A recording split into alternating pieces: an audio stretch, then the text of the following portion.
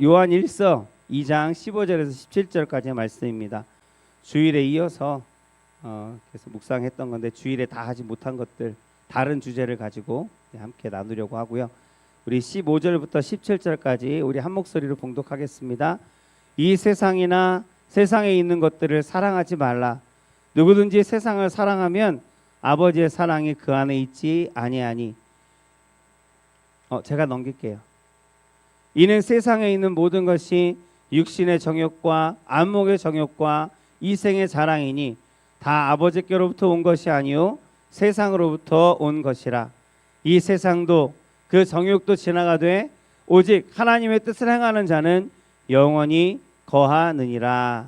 아멘. 함께 읽은 말씀을 가지고 제목은 양자택일. 무슨 뜻인지 아시죠? 둘 중에 하나를 택해라 라는 말씀으로 함께 우리 은혜를 나누고자 합니다. 인생은 선택이라고 하죠. 인생은 선택입니다.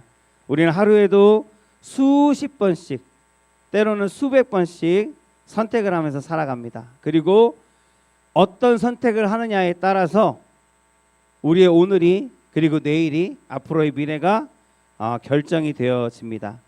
그 질이 변화되고 그 방향이 달라집니다. 여러분도 아마 생각해 보시면 후회되는 선택이 있으실 거예요. 우리 길집사님은 괜찮아요. 뭐 이미 지나간 일이라 후회할 것이 아니라 그것을 반면교사로 삼아서 앞으로는 지혜롭게 선택하고 좋은 것으로 채우신 하나님을 우리가 만나게 될 줄로 믿습니다. 길집사님이 후회하는 거 우리 집사람도 후회할 수도 있어요. 어쨌든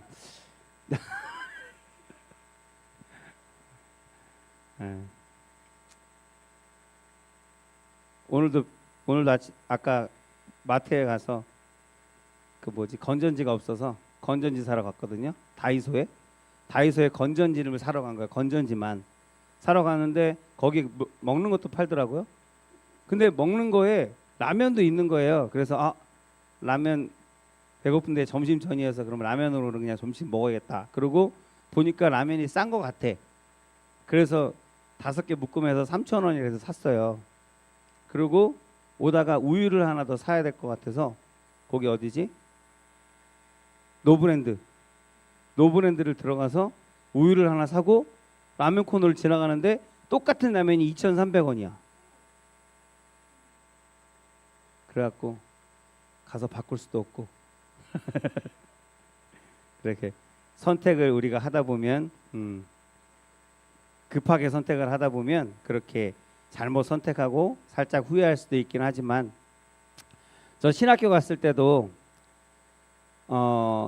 신학교는 이게 우리가 선택을 할 수 있는 것들이지만 선택을 할 수 없는 것들도 있잖아요. 근데 사람들이 선택을 할 수 없는 곳조차도 자기들이 선택을 하려고 하는 사람들이 많이 있더라고요. 신학교에 왔는데 제가 들어갔을 때까지가 아마 한 학년에 120명, 130명, 그렇게 꽤 많은 분들이 신학교에 들어오신 거예요. 다들 처음에 포부는 다들 이제 열심히 공부하고 기름 부음 받아서 전도사가 되고 목사가 되고 선교사가 되고 뭐 부흥사가 되고 그렇게 하겠다라는 자기는 하나님께서 부르셔서 부름을 받아서 소명을 받아서 다들 왔다고 처음에 얘기해요. 근데요, 그게 자기들의 선택인 거예요. 그게 나중에 어떻게 알게 되면 4학년 졸업할 때 되면 알게 돼요. 졸업할 때 우리 몇 명 졸업했는지 아세요? 151명이 처음에 들어왔어요. 거기서 졸업할 때 49명 졸업했어요. 나머지는 4년 동안 다 떨어져 나갔어요. 하나님이 소명을 주셨다면 그렇게 떨어질 수가 없죠. 저 같은 경우도 저는 막 뭐에 이끌리듯이 하여튼 끌려가서 등록하고 들어가게 됐지만 제가 선택한 게 아니라서 제가 선택한 게 아니기 때문에 그만둘 수도 없었고 중간에 포기할 수도 없었어요. 그런 선택들이 있더라고요. 내가 선택할 수 없는데 해야 되는, 하나님께서 강권하여 주시는 그런 부분들도 있다는 거예요. 자, 이 여러분, 오늘 말씀은, 오늘 같이 읽은 말씀은 우리 일생일대에 우리 삶에서 가장 중요한 선택에 대해서 말씀하고 있습니다. 가장 중요한 선택이 무엇이냐? 양자택일을 하라는 거거든요. 하나님의 편에 설 것이냐, 아니면 세상 편에 설 것이냐, 너희는 선택하라 라는 말씀이에요. 자, 이 선택을 지금 이 자리에 계신 분들 중에 고민하고 계시는 분이 있을까요? 없죠. 하나님의 편에 설 것이냐, 지금 이제 와서, 지금 우리가 예배 드리러 왔는데, 하나님을 믿음으로 하나님 앞에 예배 드리러 왔는데 여기서 뭘 선택하지 하고 고민할 사람은 없을 거예요. 왜냐하면 우리는 믿으니까, 예배 드리고 있는 우리들은 다 예수님을 믿는 사람들이니까 다 주저없이 하나님을 선택할 것입니다. 그런데 오늘 본문 말씀인 요한 1서, 요한 1서를 읽는 사람들도 주일에 말씀드린 것 같은데, 요한 1서를 읽을 사람들, 이 글을 쓰고 그 글을 수신할 사람들, 그 사람들은 어떤 사람들이냐? 그 사람도 다 우리처럼 예배 드리는 예배자들이에요. 예수님을 영접한 사람들이에요. 교회에 모여있는 사람들이거든요. 만일 예수님을 믿지 않는 사람들이라면 이렇게 말할 수 있겠죠. 그리고 너희는 양자택일을 하라 라고 얘기할 수 있을 거예요. 근데 이분들은 이미 하나님을 택한 사람들이거든요. 그래서 하나님을 택하고 하나님 앞에 예배드리러 나와서 교회에서 여러 가지 구성원으로서 여러 가지 일들을 감사하고 수고하고 헌신하는 사람들인데, 그 사람들에게 요한일서는 그렇게 말하고 있다는 거예요. 이미 하나님 편에 서 있는 사람들에게 왜 이런 내용을 요한일서, 사도 요한은 이렇게 말하고 있을까? 하나님께서 왜 사도 요한을 통해서 이것을 써서 보내게 하시고 읽게 하셨을까? 우리는 다 하나님 편에 있어야 된다라고 생각은 하는데 끊임없이 세상을 바라보고 있기 때문입니다. 그리고 오늘날 많은 성도들이 양다리를 걸치면서 살고 있어요. 한 발은 하나님 편에 있고 다른 한 발은 세상 편에 있어요. 이렇게 왔다 갔다 갈팡질팡하는 그 사람들에게 사도 요한이 말하는 거야. 세상이냐 하나님이냐, 둘 중에 하나 결정해라. 자, 이제 우리가 선택을 해야 되는데 이 선택에는 세 가지 중요한 기준이 있습니다. 이 기준은 꼭 하나님이냐 세상이냐를 선택하는 데만 필요한 기준이 아니라 우리가 세상을 살아가면서 모든 삶의 선택 가운데 동일하게 기준으로 사용될 수 있는 것이에요. 그래서 첫 번째, 우리가 뭔가를 선택할 때 가장 먼저 중요한 기준, 첫 번째는 내가 이것을 택함으로 해서, 이것을 선택함으로 해서 나는 무엇을 잃을 것인가. 우리가 뭔가 선택할 때 가장 먼저 생각하는 것이 뭐예요? 보통 이 선택을 해서 나한테 유익이 되는 게 뭔가, 내가 얻을 것은 뭔가. 보통 그렇게 생각하죠. 대부분이 그렇게 생각해요. 물건을 구입할 때, 아니면 여행을 갈 때, 직장을 갈 때, 직장을 선택할 때, 아니면 뭐 결혼할 때, 그때도 내가 나에게 유익이 되는 것이 무엇인가, 그렇게 생각하게 됩니다. 이게 당연한 것이고 당연히 그래야 해요. 그리고 거기에 더해서 내게 유익이 될 것이 무엇인가를 생각하는 것도 당연한 것이고, 거기에 더해서 오늘 한 가지 더 우리가 질문해 봐야 될 것은, 그것을 선택함으로 내가 얻을 것도 있겠지만 그런 내가 잃게 되어지는, 이것을 선택함으로 내가 잃어버리게 될 것은 무엇인가라는 것도 한번 스스로에게 반드시 질문해 봐야 된다는 것입니다. 아무리 어마어마한 유익이 있다고 할지라도, 이득이 있다고 할지라도 그보다 더 소중한 것을 내가 잃어버리는 것이라고 한다면 그것을 선택하면 안 되는 거잖아요. 자, 어느 날 억만장자가 와서, 돈이 많은 사람이 와서 여러분에게 제안을 해요. 당신에게 내가 지금 당장 현찰로 007 가방에다가 5만 원권으로 꽉꽉 채워서 100억을 주겠습니다. 들은 채도 안 하시네요. 현실적이지 않아서. 만약에 100억을 누군가 지금 현찰로 주겠대요. 단지 하나, 당신이 나에게 한 가지만 나에게 양도를 하면, 당신이 가지고 있는 것 중에서, 권사님이 가지고 있는 것 중에서 하나만 나에게 양보를 하면 내가 당신에게 지금 당장 100억을 주겠다고. 그럼 벌써 머릿속으로 막 생각이 나겠죠. 어떻게 생각할까요? 100억이면 뭐 내가 뭐든지 못 주겠어? 웬만하면 내가 다 줄 거야. 어? 아 진짜요? 100억인데요? 아니 한 가지만 주면 되는데. 저 사람이 뭘 달라고 할까? 뭐든지 다 난 줄 수 있는데 100억이면 까짓 거 못 주겠어? 자식. 그래서 도대체 뭘 원합니까?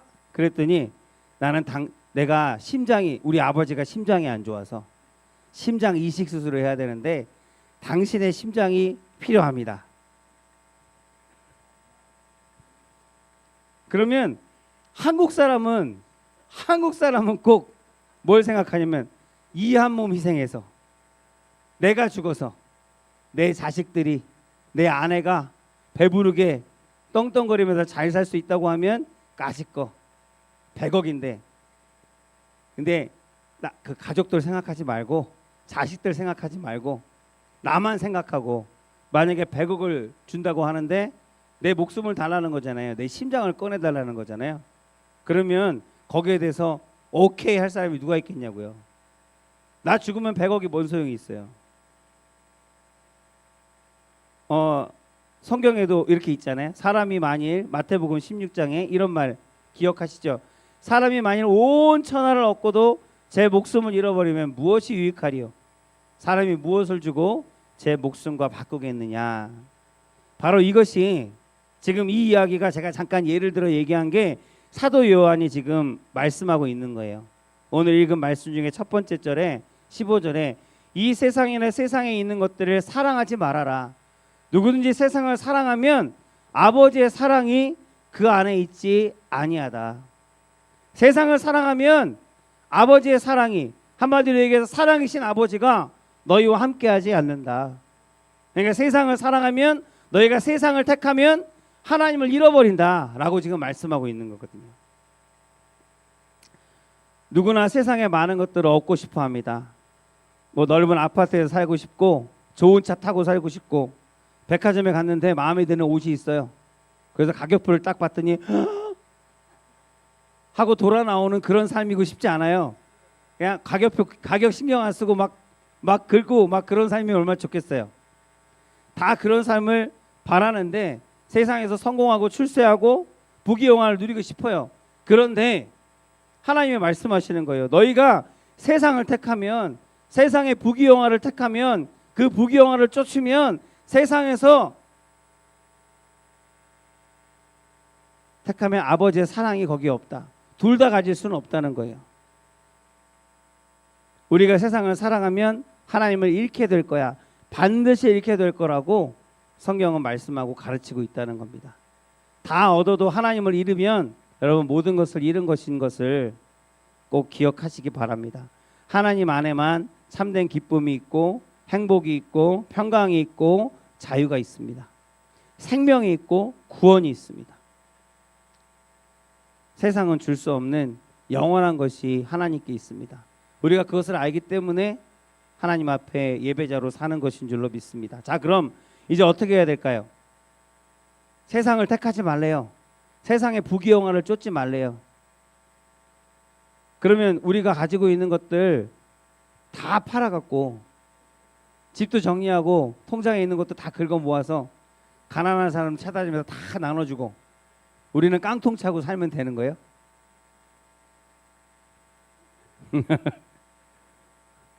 왜 웃으세요?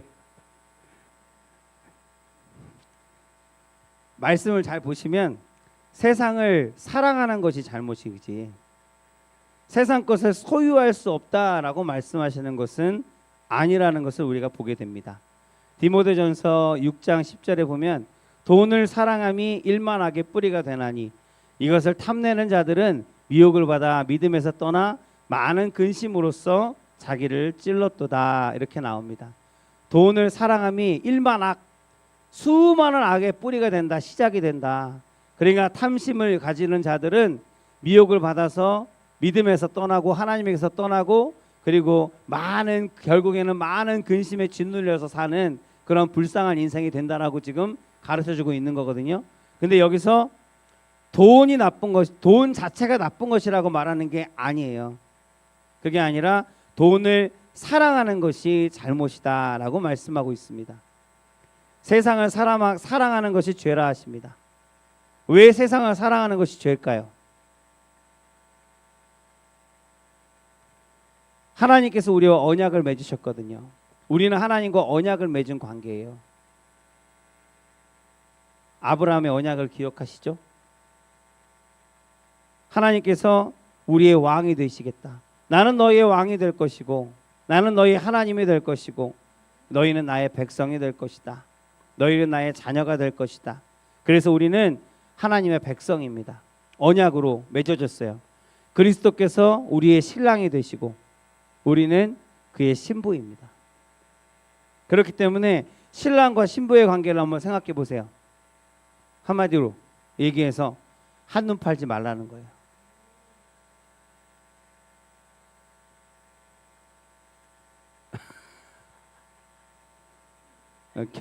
결혼해서 한 가정을 이루었는데 이 남자가 자꾸 옆집 여자를 자꾸 쳐다봐요. 그럼 되게 안 돼. 안 되잖아요. 그래서 내가 너를 하나님께서 말씀하시는 것은 반대로 얘기하면 하나님은 우리를 그렇게 보신다는 거예요.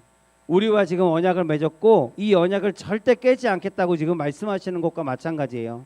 너희는 내 사랑하는 이고 내 백성이고 내 자녀고 내 신부야. 나는 너만을 바라볼 거고 너를 구원하기 위해서 너를 사랑하기 위해서 너를 살리기 위해서 내 모든 것을 내어주고 내 아들까지도 내어주고 내 생명까지도 내어줄 정도로 내가 너희를 사랑했으니까 지금도 사랑할 것이고 앞으로도 사랑할 것이니까 너희도 나만 바라봐주면 안 되겠니? 다른 데 눈 돌리지 말고 나만 사랑해주면 안 되겠니? 라고 하나님께서 말씀하고 계시는 것입니다. 오늘날 최대의 비극이 뭐냐면 하나님께서 그렇게 얘기하시는데 우리는 항상 두 가지 다 잡으려고 한다는 거예요. 때때로. 항상 그런 것은 아니지만 하나님도 잡고 세상도 잡고 싶은 거예요. 세상도 사랑하고 하나님도 사랑하고 싶은 거예요. 그래서 양다리를 걸치고 있으면서 그걸 안 들킬 거라고 생각을 해요. 그렇게 생각하는 것 자체가 어이없죠. 제가 예전에 교회에서 당직 근무를 이제 월요일 날, 토요일 날 이렇게 쓰거든요. 혼자 서요. 그러면 이제 그 큰 교구실에 혼자 떨렁 앉아 있어요. 그래서 성도들이 지나갈 때 안 보인다고 그 내 자리도 아닌데 교구실이 있으면 유리문 앞에 일부러 책상 하나 갖다 놓고 그 앞에서 그러고 이제 당직을 서요. 근데 한 번은 진짜 한 남자분이 찾아오셨어요. 한 번은 자기가 너무 불쌍하고 어쩌고 저쩌고 뭐가 안 돼 갖고 지금 뭐 취업을 하려고 하는데 뭐 주소가 필요한데 거주지가 필요한데 거주지가 없다. 뭐 그래서 여기 앞에 고시원 하나를 끊어주면 자기가 월급 타서 갚겠다고. 그래서 고시원을 끊어주고 그 다음날 그 방세를 빼갖고 도망갔더라고요. 어쨌든 그런 적도 있고 아니요 그런 적도 있고 한 번은 한 분이 오셨는데 상담을 하고 싶대요. 자기가 회개를 하고 싶대요. 죄를 좀 고백하고 싶대요. 그래서 앉으시라고 하고 이제 커피를 타다 드렸는데 앉자마자 눈물을 막 흘리시는 거예요. 자기가 다니는 회사 여직원하고 바람을 폈대요. 그것이 얼마 동안 계속됐고 꼬리가 길면 어떻게 돼요? 잡히고 밟히잖아요. 얘 아내가 알게 된 거예요. 아내가 한참 고민하고 많이 힘들어했대요. 그리고 결국에는 이제 이혼을 하게 됐대요. 그러면서 하는 얘기가 뭐 울면서 눈물을 흘리면서 목사님, 제가 아내를 정말 진심으로 사랑합니다. 잠시 충동적으로 다른 여자를 만난 것은 내가 잘못한 것인데 난 진짜 아내만을 사랑합니다. 정말 이렇게 될 줄은 몰랐습니다. 그러면서 이제 후회하는 얘기를 하는데 눈물을 뚝뚝 흘리면서 얘기하는데 참 안타깝더라고요. 근데 이분이 그런 잘못된 선택을 하기 전에 그 선택 때문에 내가 무엇을 이룰 수 있는가를 생각했다라고 하면 오늘 첫 번째 질문과 같이 그것을 다시 한번 생각했더라고 하면 이런 선택을 하지는 않지 않았을까라는 생각이 들더라고요. 왜 그런 어리석은 선택을 했을까요? 내가 정말 진짜 지금도 사랑하는 사람은 내 아내인데 그렇게 사랑해서 결혼을 했는데 내 사랑하는 사람이 제일 사랑한다는 사람이 내 옆에 있는데 왜 다른 여자를 만나고 바람을 피우고 결국에는 그 사랑하는 사람을 잃어버리기까지 왜 이런 선택을 어리석은 선택을 했을까? 왜 선택을 했을까요? 내가 사랑하는 사람은 아내인데 왜 다른 여자하고 만나서 양다리를 걸치고 안 들킬 줄 알았거든요. 그렇게 하다가 안 들키지만 않으면 되지. 아마 그렇게 생각했을 거예요. 오늘날 수많은 성도들이 그래요. 하나님과 세상에 양다리를 걸치고 있어요. 사람은 모르지만 하나님이 모르시겠어요? 그래 놓고 나서는 괜찮을 거라고, 들키지 않을 거라고, 들키지만 않으면 되지 뭐. 아니 도대체 누구를 속이겠다는 거예요. 하나님은 중심을 보시는 하나님이신데 우리가 세상을 사랑한다면 하나님은 즉시 그것을 보시고 아시고 오늘 말씀과 같이 우리가 세상을 사랑해서 세상을 바라보고 세상 곁으로 가면 우리는 하나님을 잃어버리게 된다라는 것을 사도 요한이 반복해서 강조하고 말씀하고 가르치는 것입니다. 다시 한번 우리 결단하시고 선택하시기 바랍니다. 혹시 오직 하나님만이 주실 수 있는 그 은혜와 축복을 하나님만을 택하고 하나님 곁에 있겠습니다. 믿음으로 날마다 고백함으로 다 누리며 사는 저와 여러분들 되기를 예수 그리스도의 이름으로 축복합니다. 아멘. 두 번째 선택의 기준은 이것의 출처가 어디인가라는 거예요. 이것이 도대체 어디에서부터 온 것인가라는 것을 우리가 질문해 봐야 합니다. 때때로 우리가 살다 보면 뜻밖의 좋은 일들이 생겨요. 어느 날 갑자기 옷을 정리하다가 오래된 옷에서 주머니에 손을 넣는데 거기 5만 원짜리 지폐가 들어있어요. 아싸, 뭔진 모르지만 그런 일들. 어느 날 갑자기 가게를 하고 있는데 가게 매출이 갑자기 막 올라가요. 잘 돼요 가게가. 그리고 생각지도 않았는데 직장에서 연락이 와서 승진을 하게 됐어요. 어느 날 갑자기 거액의 돈이, 큰 돈이, 생각지도 않았던 돈이 생깁니다. 그런 좋은 일이 있을 때 우리는 어떻게 생각할까요? 갑자기 좋은 일이 막 생겨요. 그러면 하나님께서 나를 축복해 주시는구나. 하나님의 축복이구나. 물론 하나님께서는 우리에게 복 주시기를 원합니다. 하나님의 축복의 가능성이 크다는 것도 인정을 하는데 그러나 우리가 반드시 이런 좋은 일이 있을 때 질문해 봐야 된다는 거예요. 도대체 이런 축복, 이런 복에, 이런 좋은 일에 출처가 무엇인가? 하나님께서 주신 축복일 수도 있어요. 근데 사단이 주는 유혹일 수도 있습니다. 16절 말씀에 보면 두 번째 우리 같이 읽은 말씀 중에 이렇게 나와 있습니다. 이는 세상에 있는 모든 것이 육신의 정욕과 안목의 정욕과 이생의 자랑이니 다 아버지께로부터 온 것이 아니요 세상으로부터 온 것이라. 육신의 정욕, 안목의 정욕, 이생의 자랑, 세상 사람들이 바라는 것들이잖아요. 좋은 것들을 좋아하는 것들이잖아요. 근데 그것이 하나님께로부터 온 것이 아니라 세상으로부터 온 것이라 라고 말하고 있어요. 물론 모두가 다 그런 것들은 아니지만 이 세 가지 유혹은 지금만 있는 것이 아니라 과거의 창세기부터 이 세 가지 유혹은 우리 삶 가운데 있었습니다. 창세기 3장 6절에 보면 여러분 여자가 그 나무를 본즉 뭐가 있다고 보암직도 하고 지혜롭게 할 만큼 탐스럽게 자란 나무인지라 이렇게 나오죠. 이게 무슨 얘기인지 아시죠? 뱀이 하와한테 왔어요. 그래서 유혹을 하는 거야. 너 모든 실과를 다, 모든 과일을 다 먹어봤어? 그랬더니 여기 있는 것들은 다 내가 먹어도 돼. 하나님이 다 허락하신 거야. 근데 저 동산 중앙에 있는 저 선악과는 먹지 말라고 하셨어. 먹으면 죽는다고 하셨어. 그러니까 뱀이 아니야, 죽지 않아. 너 그거 먹으면 하나님처럼 될 거야. 하나님처럼 지혜로워져서 선한 것과 악한 것을 구분할 수 있게 되고 그렇게 될 거라고, 권세 있게 될 거라, 능력 있게 될 거라고 꼬셔요. 그래서 그 여자가 그 말을 듣고 뭘 봤어요? 선악과를 봤어요. 나무를 봤는데 나무를 보니까 본즉 어때요?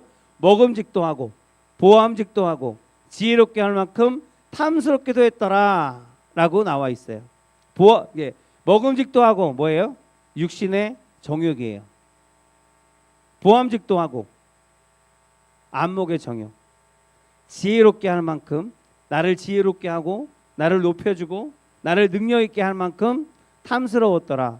이생의 자랑이거든요. 그러니까 이런 세 가지의 유혹은 사단의 전략이고요. 창세기부터 지금까지 계속 우리를 유혹하고 시험하는 시험거리로 있다는 거예요. 지금도 있다는 겁니다. 그래서 결국엔 하와가 어떻게 돼요? 그 유혹을 받고 그 선악과를 따먹어요. 왜 따먹었을까요? 좋아 보이니까. 보안직도 하고 먹음직도 하고 탐스럽고 좋아 보이니까. 만약에 딱 봤는데 맛없게 생겼어요. 떨게 생겼어. 그럼 누가 그걸 먹겠냐고, 일부러 하나님이 먹지 말라고 한 것을 굳이 왜 먹겠냐고요. 근데 딱 보니까 맛있어 보여요. 먹음직스러워 보여요. 정말로 먹으면 지혜로워질 것 같은 그런 탐스러운 과실로 보이는 거예요. 보여지는 거예요. 그래서 그것을 따 먹었는데 세상에 우리를 유혹하는 것들이 있습니다. 그것도 좋아 보여요. 우리 눈에 좋아 보여요. 그러나 확인해 보라는 겁니다. 그것이 하나님께서 주신 축복일 수도 있지만 한 번 더 하나님 앞에 무릎 꿇고 하나님 앞에 나아가서 물어보라는 겁니다. 그런 확인 과정이 우리에겐 반드시 필요하다는 겁니다. 왜냐하면 사단이 창세기부터 지금까지 그와 같은 계략과 그와 같은 시험과 유혹으로 우리를 유혹하고 넘어뜨렸던 것을 우리가 기억하고 돌다리도 두려워보라는 마음으로 내게 좋은 것들이 왔을 때 그것이 하나님의 뜻인지 하나님께로부터 온 것인지 아니면 나를 유혹하고 시험하고 넘어뜨리려고 하는 그런 의도가 있는 것들은 아닌지 한번 하나님 앞에 물어보고 확인하는 것이 꼭 필요하다라는 겁니다. 여러분, 주홍글씨라는 책 아세요? 이름은 들어보셨죠? 주홍글씨 뭐냐면 주홍글씨로 뭐라고 쓰냐면 A라고 써요. 그것을 가슴에다 붙이고 다니는 여인이 있어요. 주홍색으로. 그게 뭐냐면 간음을 했다는 거예요.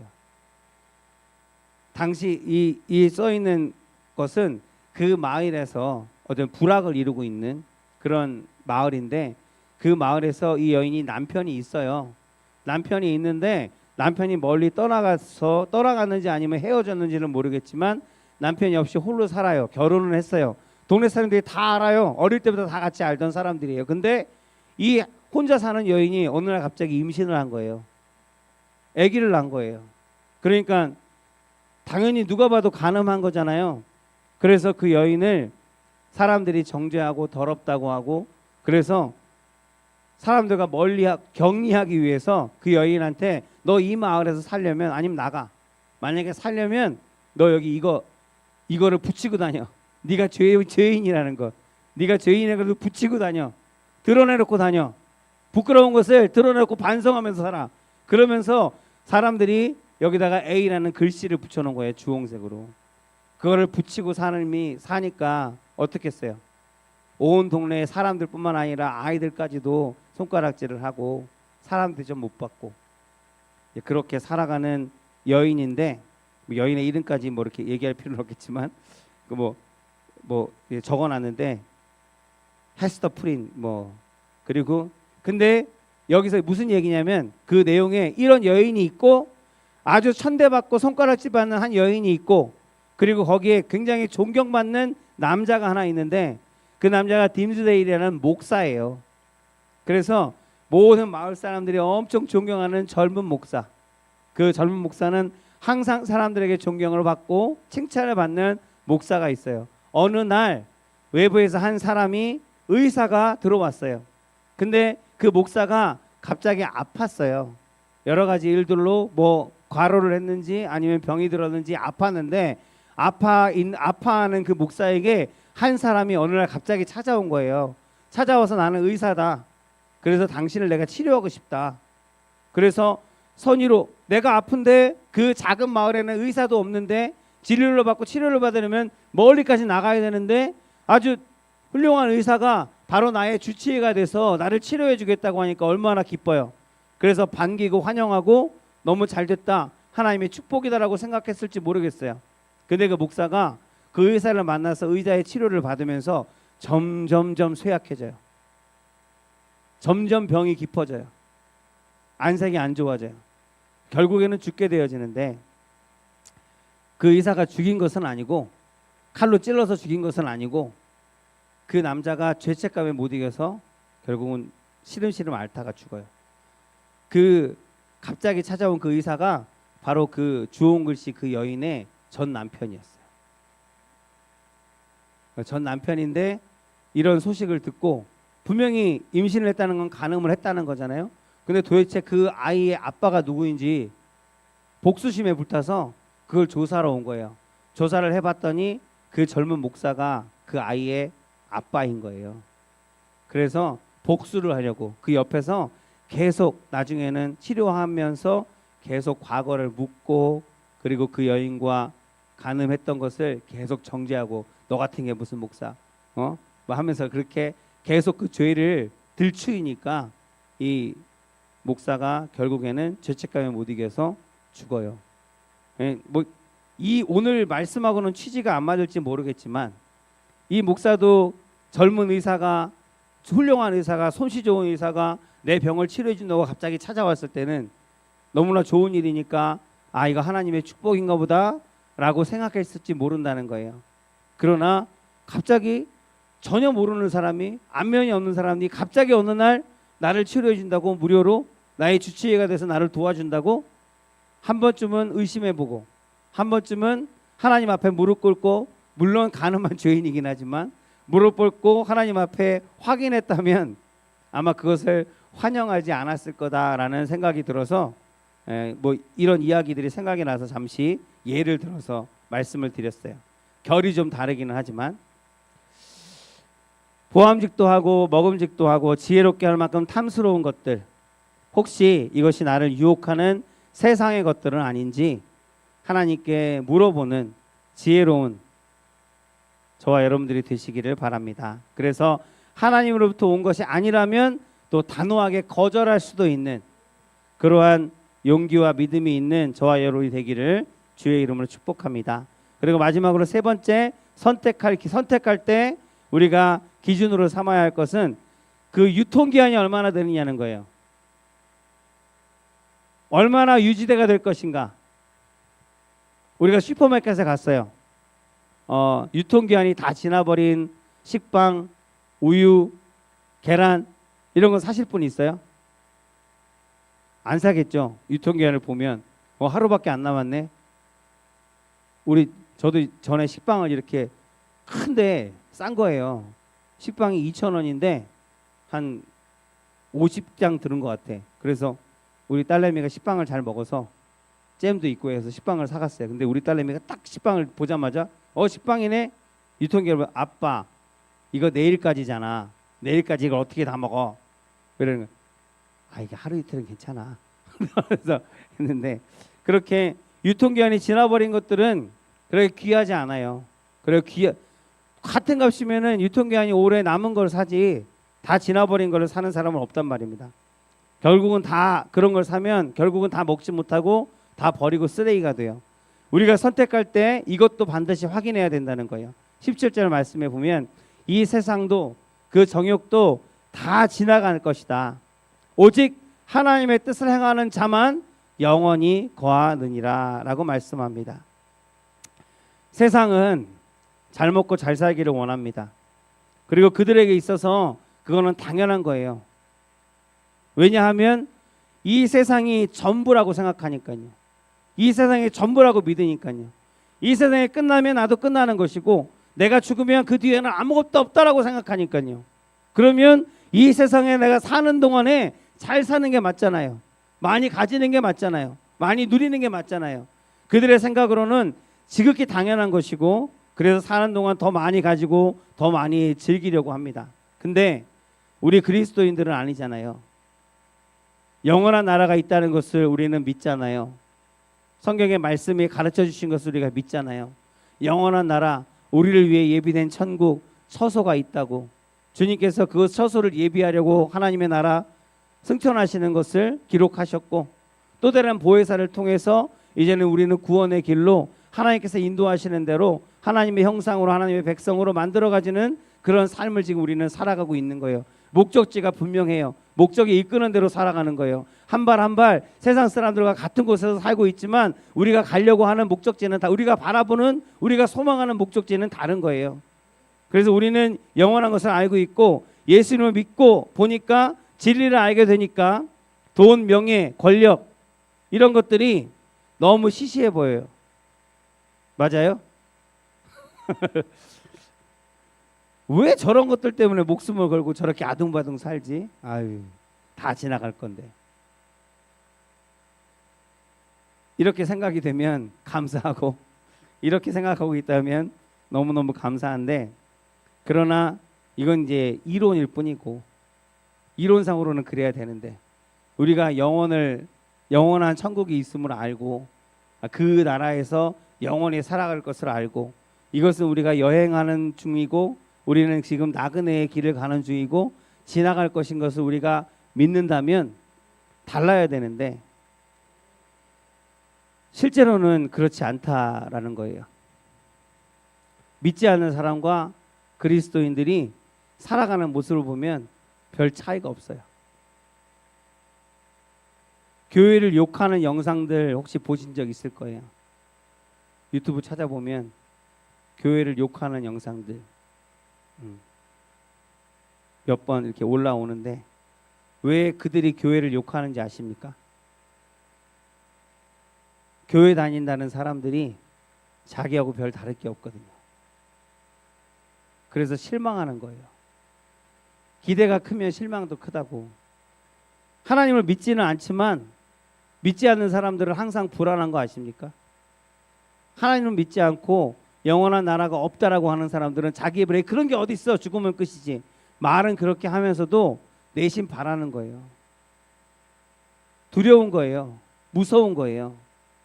그래서 내심 저들이 말하는 그리스도인들, 이 기독교인들, 교회 다니는 사람들이 말하는 것처럼 진짜 천국이 있었으면 좋겠다. 그래서 교회를 바라보는 거예요. 교회 다니는 사람들, 그리스도인이라고 하는 사람들을 그들이 유심하게 지켜보는 거예요. 그러면서 바라는 게 뭘까요? 너희들이 믿는다고 하는, 너희들이 옳다고 하고 진리라고 하는 그 하나님의 나라, 천국이 있다는 것, 하나님이 지금도 살아 계시다는 것, 살아 역사하고 계시다는 것을 너희들의 삶으로 좀 보여줘봐. 내가 믿을 수 있도록. 그런 마음들이 믿지 않는 사람들에게도 있다는 거예요.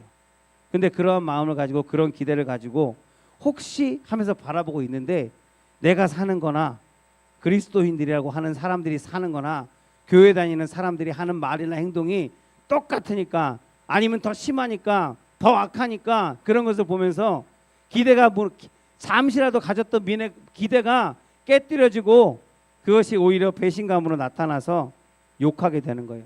실망해서 화가 나는 거예요.